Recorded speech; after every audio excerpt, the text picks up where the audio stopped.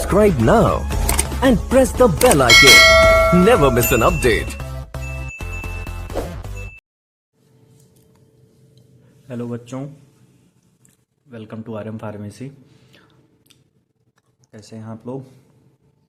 आज जो हम लोग क्वेश्चन पेपर सॉल्व करने वाले हैं बी फॉर्म प्रीवियस ईयर का 22-23 का क्वेश्चन पेपर सॉल्व करेंगे, ठीक है। और स्किप मत करना, इसमें मैं आपको कुछ इम्पोर्टेंट एग्ज़ाम के टिप्स भी बताऊंगा, कैसे लिखना है, कितना लिखना है, क्या लिखना है, कैसे बीच बीच में थोड़ी थोड़ी चीज़ें बताता रहूँगा। स्किप मत करना, पूरा वीडियो देखना, ठीक है। तो पहला क्वेश्चन है बेटा 22-23 का है, define anatomy and physiology. Anatomy और फिजियोलॉजी क्या होता है, ठीक है। मैं पहले भी कई बार बता चुका हूँ तुम लोगों को, अच्छे बच्चे हो तुम लोग। एनाटॉमी क्या होता है? जिसमें हम लोग स्ट्रक्चर की स्टडी करते हैं, फिजियोलॉजी में फंक्शन की स्टडी करते हैं ह्यूमन बॉडी की, ठीक है। एनाटॉमी क्या है?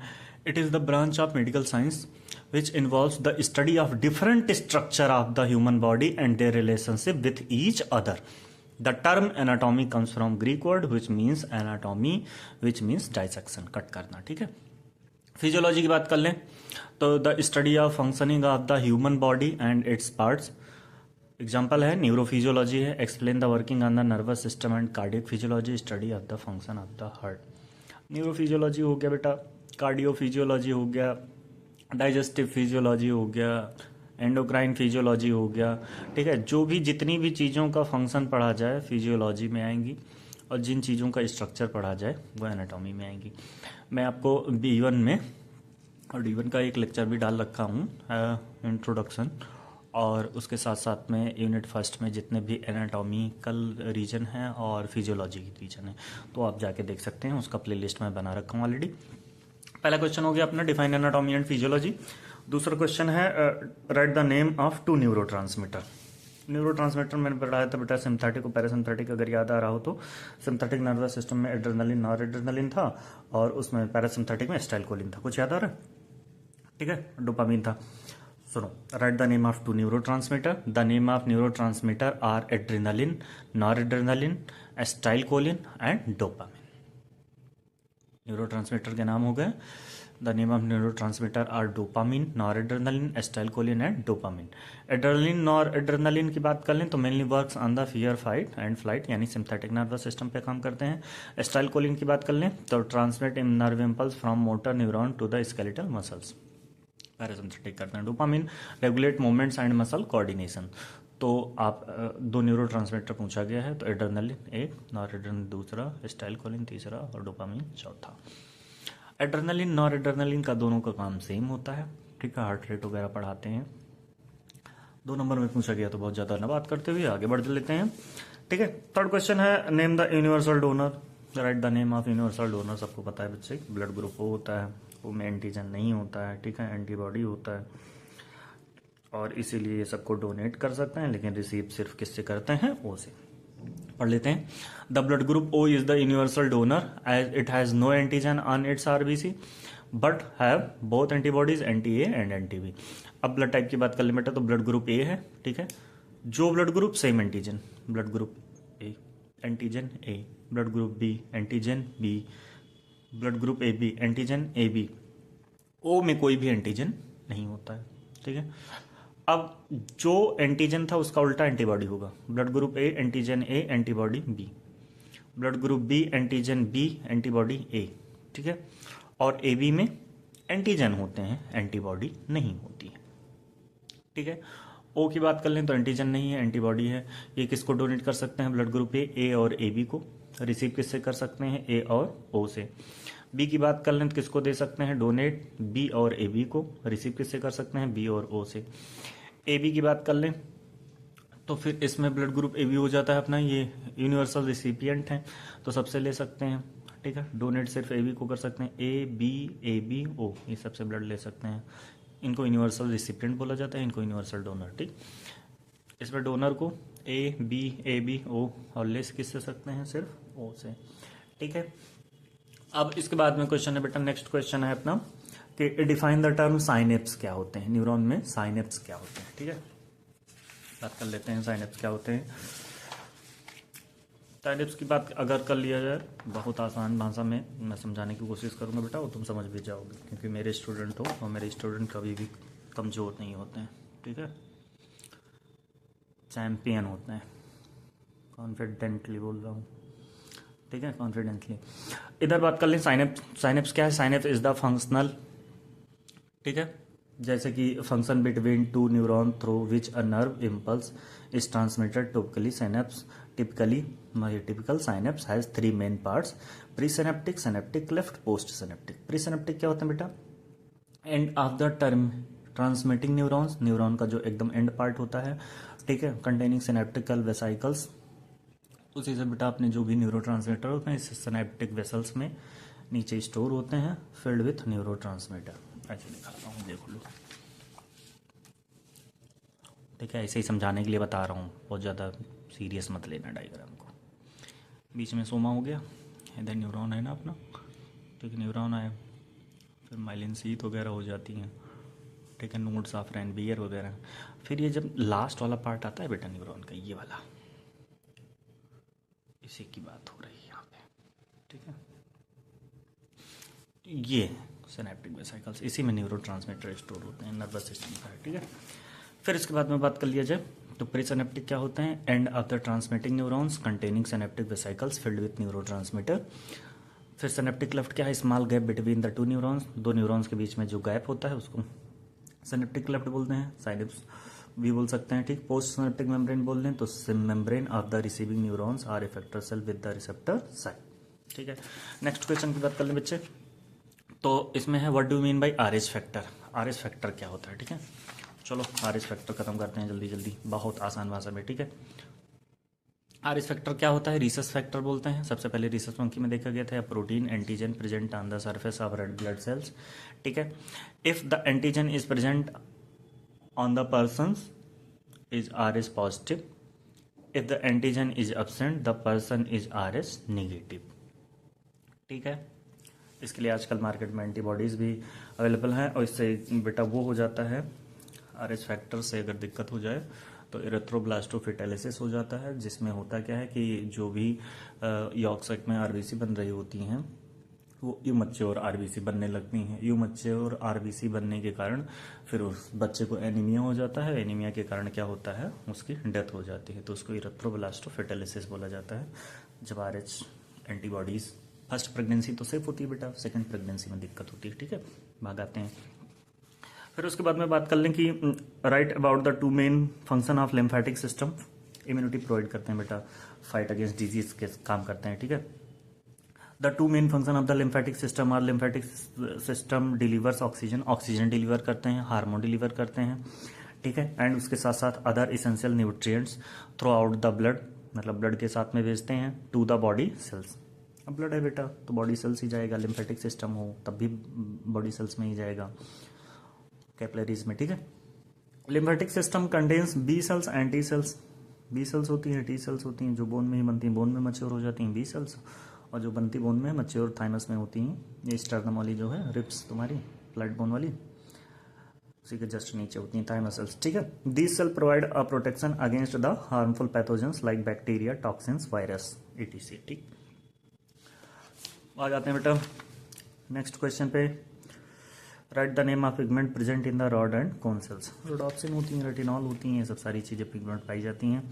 The pigment present in the rod and cone cells are rhodopsin and retinol. Rod is responsible for dim light, अगर लाइट कम है, ठीक है, rod is responsible for dim light vision and cone is for the responsible for colour and the bright light vision. कौन सी pigment होती हैं? Rhodopsin और रेटिनॉल। रोडॉप्सिन और रेटिनॉल होती हैं, रॉड प्रेजेंट होती हैं डिम लाइट में विजन के लिए, और कोन जो होती हैं कलरफुल और ब्राइट लाइट के लिए, ठीक है। भागते हैं अच्छे। फिर नेक्स्ट क्वेश्चन क्या है, नेक्स्ट क्वेश्चन की तरफ बढ़ते हैं। Name the bones present in the year. Name the bones present in the year. अब इसको पता है, इसको एक मैं तरीका बता रहा हूँ, इसके साथ साथ से ही याद कर लेना। एक है बेटा MIS, MIS, malleus, incus, stapes, ठीक है। इसका शेप याद करना हो तो हैज याद कर लेना, हैमर, एनेविल स्ट्रिप्ड। ठीक है, तो name the bones present in year. 3 bone बेटा एक कान में होती हैं, 3 एक होती हैं, 4 बोन होती हैं। ठीक है, सब तो 2 होती हैं, माइलेज 2, इनकस 2, स्टफीस 2। बात कर लेते हैं। Name the bones present in the ear. The bones present in the ear are malleus, incus, stapes. सेप की बात कर लें, हैबन, एनविल, स्ट्रिप्ड। बच्चे मेरे सब टैलेंटेड है। ठीक है, उन्हीं से असाइनमेंट बनवाया हूँ, खुद जो क्लास में नोट्स दिए हूँ उसी से बनवाया हूँ। ठीक है, क्वेश्चन नंबर 9 की बात कर लें। What is cardiac output? It is, अब कार्डियक आउटपुट में सब बच्चे मेरे जानते हैं, मुझे पता है, पहले ही बोल दिए होंगे, कॉन्फिडेंट। ठीक, व्हाट इज कार्डियक आउटपुट? तो stroke volume into heart rate होता है। स्ट्रोक वॉल्यूम 70 ml होता है इनटू हार्ट रेट। ठीक है, हार्ट रेट 72 टाइम्स होता है, तो cardiac output is equal two stroke volume into heart rate. 70 से 72 को मल्टीप्लाई करेंगे आप, 70 को 72 से 5040 ml आएगा, और उसी को हम लोग 5.4 लीटर पर मिनट में बना देंगे। नेक्स्ट क्वेश्चन है, write the name of power house of the cell. सबको पता है यार, 7th क्लास से पढ़ते हो mitochondria. Write the name of power house of the cell. बहुत सारी चीज़ें काम करती हैं। ठीक है, मैं सब बताता हूँ। Mitochondria is the power house of cell as it is responsible for the aerobic respiration and makes chemical energy available to the cell in the form of ATP. Mitochondria is responsible for metabolic activity of cell, यानी कि energy तो दे ही रहा है, aerobic respiration. ठीक है, उसके साथ साथ मेटाबॉलिक एक्टिविटी करा रहा है, और सुनो कुछ सर्टेन पार्ट्स ऑफ ब्लड के फॉर्मेशन में भी हेल्प करता है, प्रोजेस्टेरोन हार्मोन के सिंथेसिस में भी हेल्प करता है। ठीक है, और फास्फोराइलेशन कराता है, ये सब सारी चीज़ें कराता है। ठीक, चलो आ जाते हैं सेक्शन बी पे, भाग के आते हैं। सेक्शन बी में पहला क्वेश्चन कह रहा है बेटा, draw a well level diagram plasma membrane, explain transport mechanism across plasma membrane. बता रखे हैं, सब बता रखे हैं, पहले भी बता रखे हैं। ठीक है, 24-25 वाले में भी, 22-23 में, सब जितने भी अब तक पेपर सॉल्व कराए हैं, लेकिन फिर से बता दे रहे हैं, ये मैं कहूँ कि बता रहे हैं सब। ठीक है, जो बच्चे मेरे महान बच्चे हैं जो कि सोते रहते हैं, उनको भी तो जगाना है। जग जाओ मेरे बच्चों, ना पाप लगेगा तुमको। Draw a level diagram of plasma membrane, explain transport mechanism of cross plasma membrane. देखो बेटा, ये है प्लाज्मा मेम्ब्रेन। ठीक है, हेड है, टेल है, हाइड्रोफिलिक, हाइड्रोफोबिक। ठीक, इस सेल की आउटर कवरिंग जो होती है अपनी, उसको बोलते हैं प्लाज्मा मेम्ब्रेन, सेल मेम्ब्रेन। ठीक है, ऐसे ही हर एक सेल में अपना प्लाज्मा मेम्ब्रेन है। सेल के बाहर एक्स्ट्रा सेलुलर फ्लूइड और सेल के अंदर इंट्रासेलुलर फ्लूइड। लिपिड लेयर है, सबसे ज़्यादा फॉस्फोलिपिड की बनी होती है। ठीक है, प्रोटीन होते हैं, ग्लाइकोलिपिड होते हैं। ग्लाइकोलिपिड यानी कि शुगर मॉलिक्यूल की बात हो रही है। ठीक है, सेलेक्टिव परमेबल होते हैं, सब बता रखा हूँ, वीडियो देखो मजा आएगा। ठीक है, the plasma membrane is the outer boundary of the cell. It is primarily composed of proteins and lipids. किसकी बनी होती हैं? प्रोटीन्स और लिपिड्स की बनी होती हैं। स्पेशली सबसे ज़्यादा क्या होती है? फॉस्फोलिपिड होती है। Held together by non covalent forces से जुड़ी होती हैं। ठीक है, each phospholipid molecule have a hydrophilic water loving, ये बेटा हेड। ठीक है, head it is electrically charge and a hydrophobic water fearing tail, water fearing tail ये। ठीक, विद नो चार्ज, टेल में कोई चार्ज नहीं होती। Sugar molecule are also embedded within this layer, ये देख लो बच्चे। ठीक है, sugar molecule. Function of plasma membrane की बात करें तो प्रोटेक्टिंग एज बैरियर का काम करते हैं, protection and acting as barrier. तो क्या सेल के अंदर आना है, क्या नहीं आना है। ठीक है, maintaining the shape of cell, cell का जो भी अपना शेप है वो डिसाइड करता है plasma membrane. Forming cell junction, cell junction बनाता है, मतलब एक सेल दूसरे सेल्स को जोड़ता है। Tight junction, gap junction, adhering junction. ठीक है, transmission of cell impulse, intercellular signalling, मतलब ऐसा बोल सकते हैं सेलेक्टिव परमेबल है। बैरियर है यानी कि सेलेक्टिव परमेबल है। ठीक है, चलो ट्रांसपोर्ट की बात कर लेते हैं। क्वेश्चन में क्या था भाई? ट्रांसपोर्ट मैकेनिज्म ना, ये देखो, draw the level diagram of plasma membrane and explain transport mechanism across plasma membrane. तो दो प्रकार के होते हैं। कैसे होते हैं बच्चे? दो प्रकार के, पैसिव और एक्टिव। पैसिव ट्रांसपोर्ट की बात कर लें तो in passive transport molecules move across the membrane without any energy expenditure from the cells. बिना एनर्जी यूज किए हुए सेल के अंदर जो चीजें आ जाती हैं उनको हम लोग बोलते हैं passive transport. In this movement occurs down a concentration, वही चीज है बेटा, हाई टू लो आएगा, ठीक है, तो वो पैसिव होगा, लेकिन लो टू हाई जाएगा तो वो एक्टिव होगा। तो कुछ चीजें हैं जैसे कि डिफ्यूजन है अपना, ठीक है, ऑस्मोसिस है, ये सब पैसिव ट्रांसपोर्ट में आते हैं। पढ़ा रहा हूं आगे, बुद्धि मत लगाओ ज्यादा। देखो, this movement occurs down a concentration gradient means substance move from an area of higher concentration to an area of lower concentration. The primary mechanism of passive transport are, क्या है, diffusion, the movement of solute from higher to lower concentration, the movement of solute from higher to lower concentration. अभी बताया, कोई भी चीज high से कहां आ रही है, लो। They are of two types, simple diffusion, facilitated diffusion. Substance pass directly through the cell membrane. Substance कहाँ पास हो गया, directly through the cell membrane. The rate of diffusion depends on the concentration gradient. It shows equilibrium is reached. ये 10 number का है बेटा, थोड़ा सा ज़्यादा पढ़ना पड़ेगा, ठीक है, बहुत आसान है, मतलब इजीली हो गया, डायरेक्टली हो गया। फैसिलिटेटेड क्या है, substance move across the membrane with the help of transport proteins. Protein देख रहे हो ना, ट्रांसपोर्ट प्रोटीन्स। जब आप 4th सेमेस्टर में पहुंचोगे तो वहाँ पे आएगा आयन चैनल रिसेप्टर, जी protein coupled receptor, enzyme linked receptor, ठीक है, ये सब सारी चीज़ें आएंगी जो कि प्लाज्मा मेम्ब्रेन से ही है, इसलिए ये जानना जरूरी है बच्चे, ठीक है। उसके बाद में बात कर लें हम लोग, तो फैसिलिटेटेड हो गया, क्या बता रहा था, the substance move across with the help of transport proteins, carrier or channel protein, ठीक है, प्लाज्मा मेम्ब्रेन में होती हैं, जिसके थ्रू जो आयन आता है उसको फैसिलिटेटेड बोलता है। इसीलिए अभी मैंने बोला था कि जो भी अपना प्लाज्मा मेम्ब्रेन है सेलेक्टिव परमेबल है, ठीक है। ऑस्मोसिस की बात कर लें, the movement of solvent from an area of high solvent concentration to an area of low concentration, ठीक है, हाई से लो में आ रहा है। The osmotic concentration is determined by the concentration of all solutes in a solution, ठीक है। फिर एक्टिव ट्रांसपोर्ट की बात कर लें बच्चे, तो एक्टिव ट्रांसपोर्ट क्या है, requires energy usually in the form of ATP to move across substance the plasma membrane. मतलब ये अक्रॉस करेंगे तो इनको एनर्जी चाहिए होगी, क्यों, क्योंकि ये लो टू हाई जा रहे हैं। It is able to move substance against the concentration gradient from low to high concentration, उसको क्या बोलते हैं, एक्टिव ट्रांसपोर्ट, ठीक है। अच्छा, अब मैं यहाँ पे अगर एक चीज़ बताना चाहूँ तो थोड़ा सा सुन लो। कुछ चीज़ें हैं बेटा, जैसे कि आइसोटोनिक सॉल्यूशन है, ठीक है, हाइपोटोनिक है, हाइपरटोनिक है, ठीक है, तो ये सब सारी चीज़ें जो भी आती हैं इसी ट्रांसपोर्ट मैकेनिज्म में ही आती हैं, और इनमें कंसंट्रेशन देखा जाता है, ठीक है। जैसे मान लो एक छोटा सा बीकर लिए, उसमें 0.9% NaCl का सॉल्यूशन बनाए, फिर RBC डाले, तो RBC और NaCl का कंसंट्रेशन जो होता है सेम होता है, 0.9% NaCl होता है, ठीक है, वेट बाई वॉल्यूम होता है। तो वो क्या है कि सेम कंसंट्रेशन ब्लड का भी रहता है और सेम कंसंट्रेशन तुम्हारे जो सॉल्यूशन बनाया है उसका भी रहता है, तो कोई भी चेंजेस नहीं होते हैं, तो आइसोटोनिक हो जाता है। अगर कंसंट्रेशन कम है तो हाइपोटोनिक हो जाता है, और कंसंट्रेशन ज़्यादा होता है तो हाइपरटोनिक हो जाता है। चलो भाग के आते हैं क्वेश्चन नंबर 2 पे, सेक्शन पी,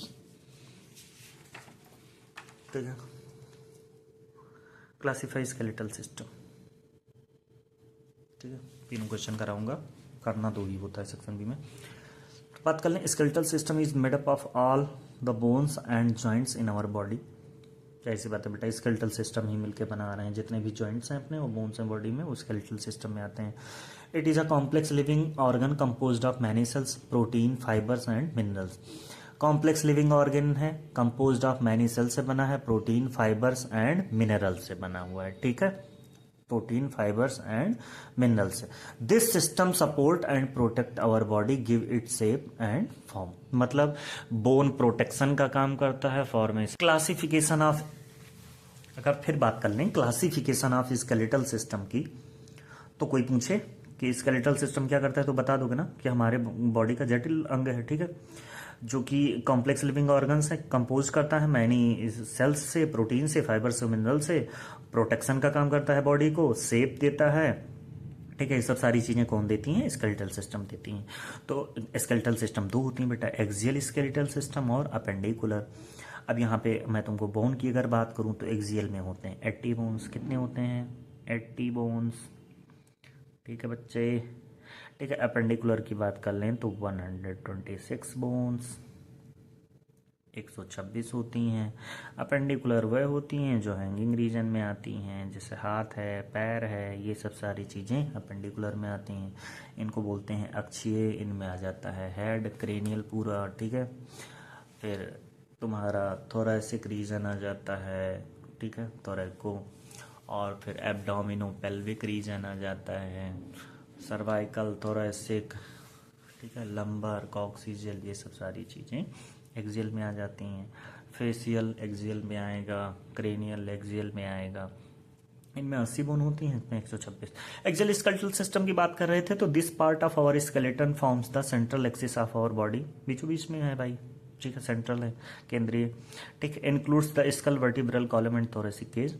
दूसरी बात कर लें तो अपेंडिकुलर स्केलेटल सिस्टम बोलेंगे। The appendicular skeleton consist of the bones that makes up your limbs and girdles that attach to the axial system। अब ये बेटा वर्टिब्रल कॉलम है। ठीक है, सर्वाइकल वर्टिब्री होती हैं 7, थोरैसिक 12, लंबर 5, सैक्रल 1, कॉक्सिक्स 1। ठीक है, ये सब सारी चीज़ें पूर्ण होती हैं। फिर अगर बात कर लें अवर वर्टिब्रल कॉलम, जो भी स्पाइन्स होती हैं। ठीक है, अवर वर्टिब्रल कॉलम और spine is made up of a series of bones called, क्या बोलते हैं? वर्टिब्री बोलते हैं, वर्टिब्रा। ठीक, together with the sternum and ribs it form skeleton of our trunk. ये जो धड़ है बेटा, हेड से नीचे वाला रीजन जो जुड़ा हुआ है ना अपना पूरा, उसको धड़ बोलते हैं, ट्रंक। ठीक, the vertebral column houses and protect the spinal cord. जो पीछे वाली अपनी वर्टिब्रल कॉलम है वो प्रोटेक्ट करती हैं स्पाइनल कॉर्ड को। It also support our head, अपने हेड को सपोर्ट करती हैं। प्रोवाइड करती हैं अटैचमेंट पॉइंट फॉर रिब्स। ठीक है, pelvic girdle and muscles of our back and upper limbs. ठीक है, ये सबको आपस में जोड़े रखती हैं। The adult vertebral column consist of 26 vertebrae. ठीक है, 26 होती हैं बेटा, जिनमें सर्वाइकल जो होती हैं 7 होती हैं। ठीक है, ये अपने नेक में होती हैं। कहाँ होती हैं? गर्दन में होती हैं। ठीक है बेटा, थोरैसिक की बात कर लें, these are located behind your thoracic cavity. ठीक है, 12 होती हैं। ठीक है, पसलियाँ जो हैं। ठीक है, लंबर की बात कर लें तो 5 होती हैं, दीज सपोर्ट और lower neck.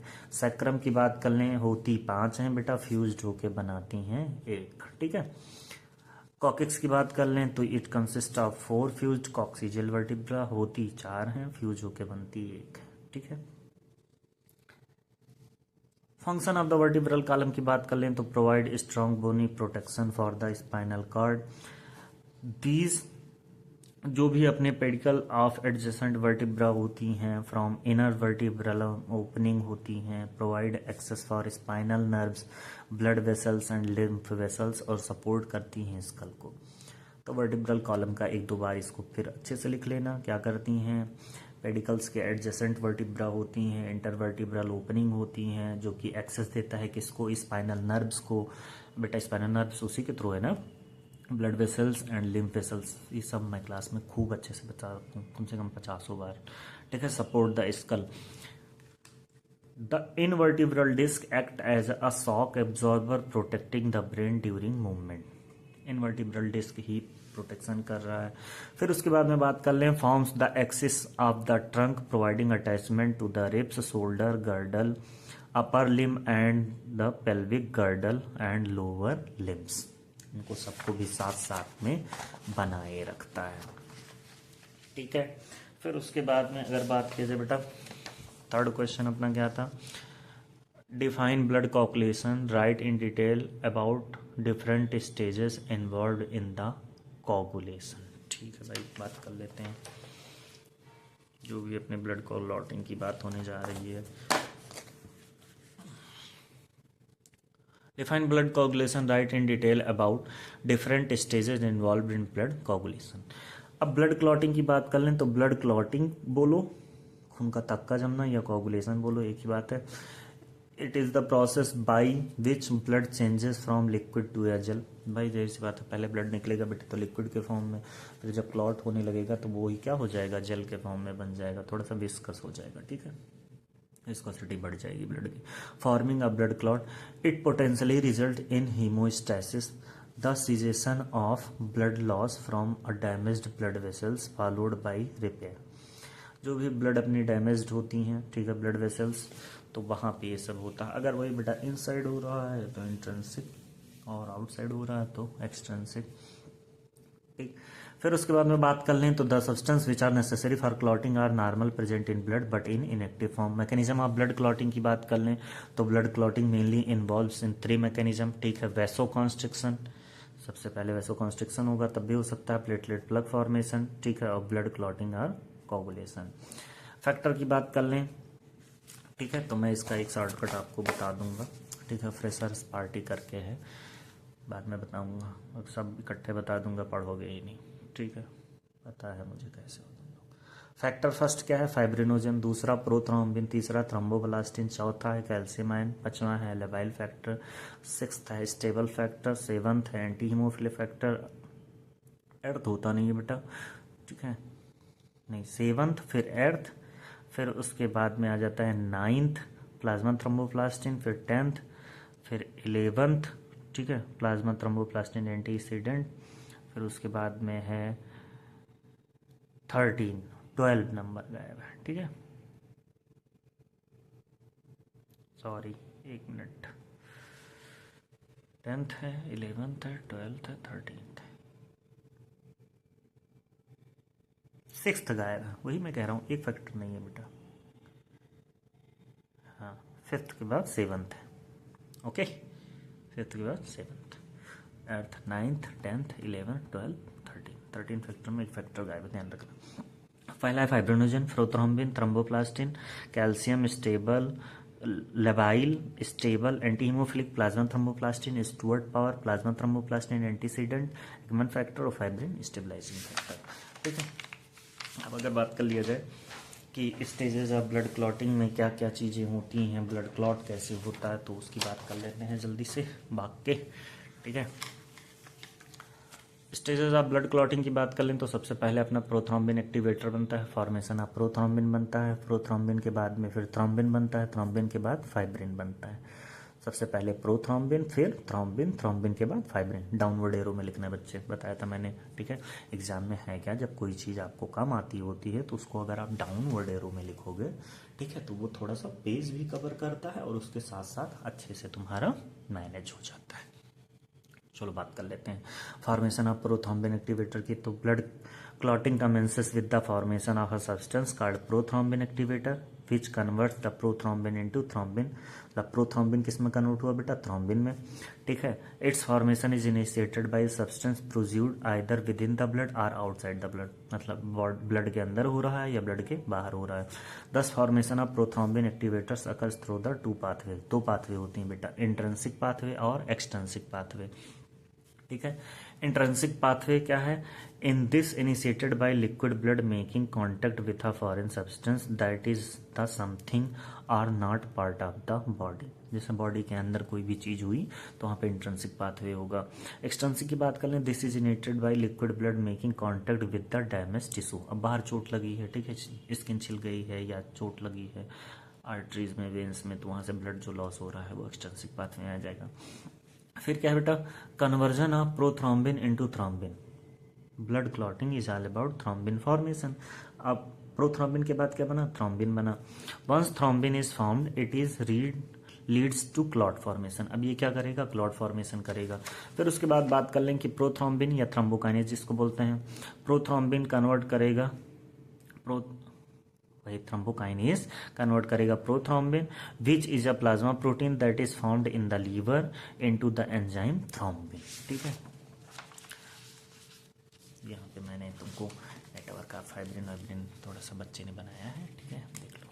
Conversion of fibrinogen into fibrin की बात कर लें तो the final stage of blood clotting involves the conversion of fibrinogen into fibrin by thrombin, ठीक है। थ्रोम्बिन कन्वर्ट क्या करता है, thrombin converts inactive fibrinogen into activated fibrinogen. ठीक है, पहले इनएक्टिव होगा फिर एक्टिव होगा। Activated fibrinogen is called fibrin monomer. Fibrin monomer is insoluble and form threads that binds to clot. आप सुनो, एरो में समझो एकदम अच्छे से, कोई भी परेशान नहीं होना है, एकदम रिलैक्स हो। सबसे पहले डैमेज हुई बेटा ब्लड वेसल्स थी, मान लो चोट लग गई, ठीक है, ब्लड लॉस हो रहा है यहाँ से, ठीक है, डैमेज ब्लड। अब यहाँ से बेटा ब्लड जब निकलेगा तो ब्लड के साथ में प्लेटलेट्स भी है, ठीक है। Damaged of blood vessels stimulate coagulation of platelets. Platelets क्या सिक्रेट किए? थ्रोम्बोकाइनेज। अब थ्रोम्बोकाइनेज जैसे ही बना, प्रोथ्रोम्बिन से बन जाएगा थ्रोम्बिन। एक एंजाइम है जो क्या बनाएगा? प्रोथ्रोम्बिन को थ्रोम्बिन में, थ्रोम्बोकाइनेज के प्रेजेंस में। जैसे ही थ्रोम्बिन बना, फॉर्मेशन ऑफ थ्रोम्बिन, ये थ्रोम्बिन फाइब्रिनोजन के प्रेजेंस में फाइब्रिन बनाएगा। तो फाइब्रिनोजन के प्रेजेंस में थ्रोम्बिन ने क्या बना दिया? फाइब्रिन। जैसे ही फाइब्रिन बना बेटा, ब्लड क्लॉट हो गई, और जहाँ से इंजरी हुई थी वहाँ से जैसे प्लेटलेट्स आ रहे थे, उसके साथ कैल्शियम था, ये सब आयंस थे, तो धीरे धीरे क्या हो गई? यही फाइब्रिन थ्रेड बना लेते हैं बेटा, जिससे क्या हो जाती है? ब्लड क्लॉटिंग हो जाती है। अब पार्ट सी में आ जाते हैं, सेक्शन सी में। इसमें पहला क्वेश्चन है explain the anatomy of heart with fail labour diagram. तो बात कर लेते हैं हार्ट की, ठीक है। अब हार्ट की बात करोगे बेटा, तो हार्ट एक मस्कुलर ऑर्गन होता है, ठीक है। रफली कॉन्सेप्ट होता है, मस्कुलर ऑर्गन होता है, 10 सेंटीमीटर लॉन्ग होता है, ठीक है। और बात कर लिया जाए तो 250 ग्राम लगभग एडल्ट फीमेल में होता है और 300 ग्राम लगभग मेल में होता है, ठीक है। लोकेशन की बात कर लें तो थोरेसिक कैविटी में होता है बेटा, space between the lungs, mediastinum space बोलते हैं, ठीक है। फिर उसके बाद में बात कर लें तो 2/3 पार्ट जो होता है हार्ट का लेफ्ट साइड होता है, बिहाइंड द स्टर्नम। अब सुनो बेटा, देखो, right atrium right ventricle, left atrium left ventricle, ठीक है। ये जो देख रहे हो सुपीरियर वेना कावा है, जो कि लार्जेस्ट वेन होती है, ठीक है। और ये एओर्टा है, जो कि सबसे लार्जेस्ट एओर्टा होती है, ठीक है। एओर्टा जो होती है अपनी सबसे लार्जेस्ट आर्टरी होती है, और जो वेना कावा होती है अपनी वेन होती है। अगर बात कर लेंगे, लेफ्ट साइड में बाइकस्पिड वॉल्व होती हैं, राइट साइड में ट्राइकस्पिड वॉल्व होती हैं। यहाँ की बात करेंगे बेटा, ऐसे नोड होता है, ठीक है। ऐसे नोड से ही जुड़ा होता है अपना ए बी नोड, ठीक है। ए बी नोड जुड़ा होता है, ऐसे नोड, ए बी नोड। फिर इसके बीच में होते हैं बेटा बंडल ऑफिस, ठीक है। इसके बीच में होते हैं बंडल ऑफिस, और यहाँ पे नीचे होते हैं परकिंजे फाइबर्स, परकिंजे फाइबर्स, ठीक है। अब बात कर लिया जाए एनाटॉमी ऑफ हार्ट थी, तो इसमें बेटा पल्मोनरी वेन होगा, पल्मोनरी आर्टरी होगा, ठीक है। 2 ही एक्सेप्शन था, मैंने बता रखा है तुमको कि पल्मोनरी वेन में यहाँ पे सिर्फ ऑक्सीजनेटेड ब्लड जाता है, और पल्मोनरी आर्टरी में डीऑक्सीजनेटेड जाता है, ठीक है। जो कि लंग से अपनी जुड़ी हुई, उसको पल्मोनरी सर्कुलेशन बोलते हैं।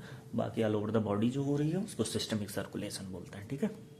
आर्टरीज और वेन्स, बाकी आर्टरीज ऑक्सीजनेटेड ब्लड कैरी करेंगी और वेन्स क्या करेंगी? Deoxygenated, except pulmonary artery and pulmonary vein. Chambers of heart की बात कर लें तो heart is made up of 4 chambers which keeps the blood circulation. 2 प्रकार मतलब सर्कुलेशन का काम करता है। Right and left side heart act as 2 separate pump. Left side of heart have much larger workload, left बेटा ज्यादा, ठीक है, then the right side. Also the wall of left side is thick compare to the right, ठीक है। तो left side का wall भी thick होगा, लेफ्ट साइड पे लोड भी ज्यादा है, लेफ्ट साइड काम भी ज्यादा कर रहा है क्योंकि 2/3 पार्ट है, ठीक है। Right ventricle pump blood only to lungs but left ventricle pump to all over the body. अब राइट वेंट्रिकल जो लेके गया है ये डीऑक्सीजनेटेड ब्लड लेके गया, ठीक है। On each side of wall here is a small collecting chamber called atrium which leads to large pumping chamber is called ventricles, ठीक है। The heart divided into right and left side by the septum। अब इस बच्चे ने मेरे काम चोरी की है, ठीक है। अब करना क्या है इसमें आपको लेयर भी बताना है कि हमारी जो होती हैं एपिकार्डियम होती हैं, ठीक है, मायोकार्डियम होती हैं, एंडोकार्डियम होती हैं। एपिकार्डियम को ही पेरिकार्डियम बोलते हैं। एपिकार्डियम 2 प्रकार की होती हैं, फाइब्रस होती हैं, सीरस होती हैं, ठीक है। इसमें पेरिकार्डियल फ्लूइड होता है, बीच की जो टिश्यू होती है अपनी कार्डियक मसल्स की बनी होती है मायोकार्डियम, ठीक है। और जो अंदर वाली है वो इपिथेलियम की बनी है, जो कि जितनी भी चारों चैम्बर हैं उसमें स्मूथनेस और सॉफ्टनेस प्रोवाइड करती है, ठीक। आर्ट में फिर इसमें ईसीजी भी बताना है बेटा। 7 नंबर में कोई भी चीज़ें पूछी जा रही हैं आपको एक्सप्लेन करना पड़ेगा, सॉरी फॉर दैट, नॉलेज आपको दिखाना ही पड़ेगा, ठीक, क्योंकि आप मेरे स्टूडेंट हैं। नाक मत कटवाना, पाप लगेगा तुम लोगों को, सपने में आएगा भूत, डर आएगा। ठीक है, नेक्स्ट क्वेश्चन है explain the physiology of hearing. Explain the physiology of hearing in details. ठीक है, चलो बात कर लेते हैं।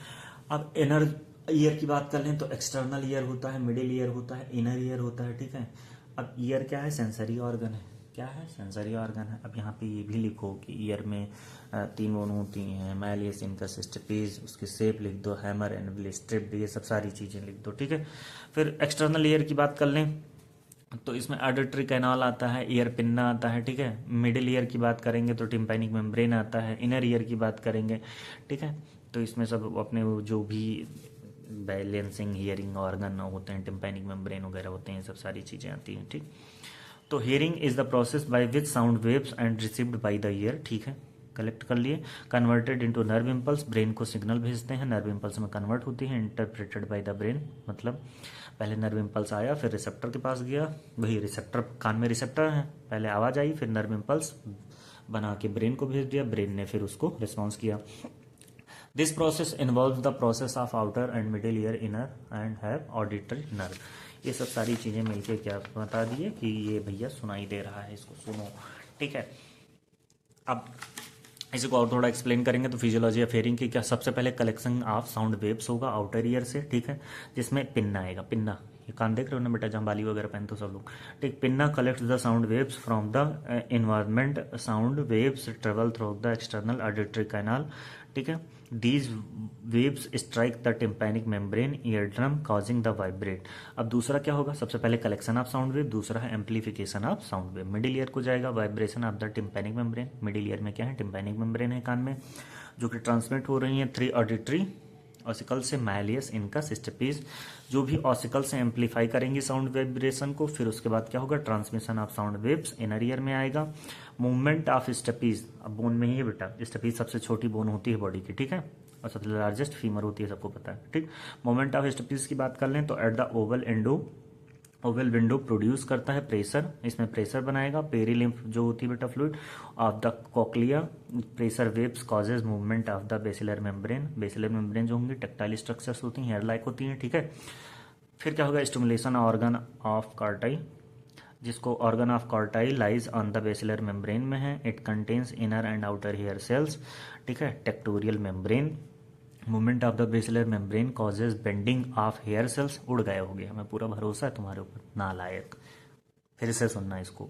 ठीक, स्टीरियोसीलिया होती हैं against the tectorial membrane. This bending opens ion channel leading to the depolarization of hair sales.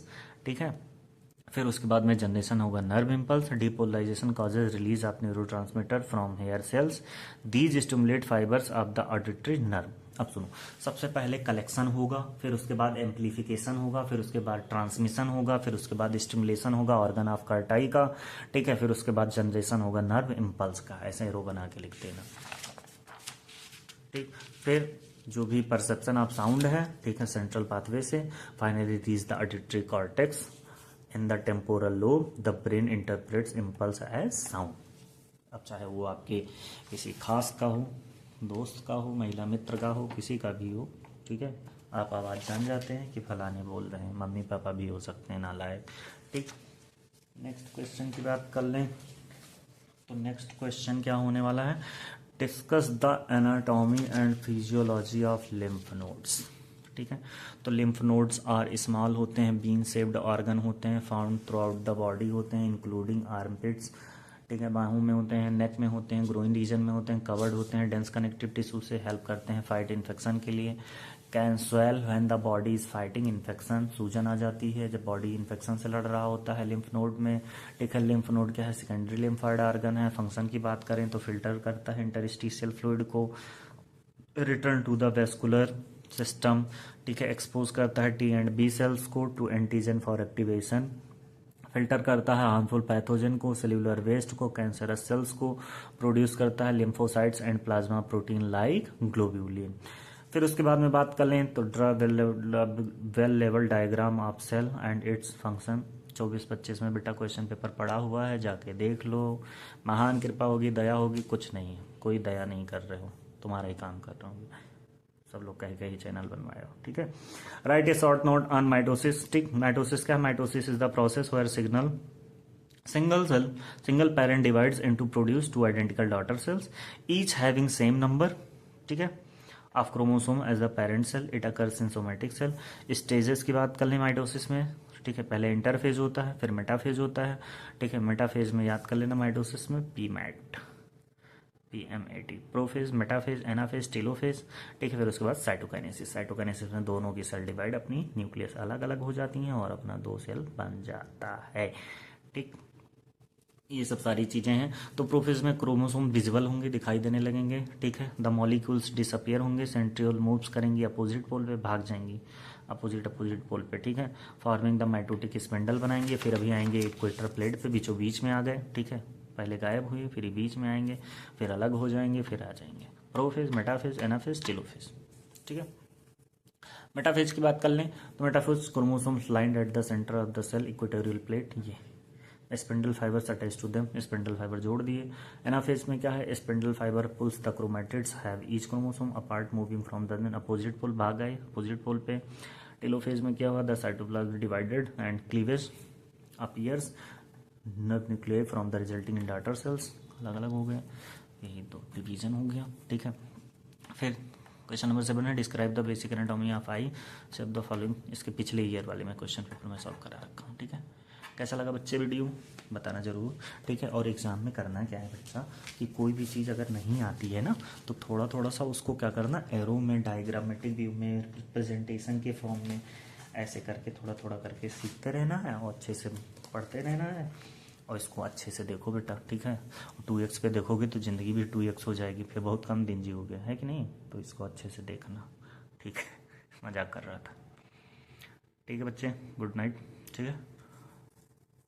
Good morning, good afternoon, जब भी देखो मस्त रहो, खुश रहो और रिलैक्स रहो। टेंशन नहीं लेना है, थोड़ा थोड़ा पढ़ते रहना है, ठीक है। बहुत अच्छा होगा, लास्ट टाइम पे ये काम आएगा, ठीक। Thank you.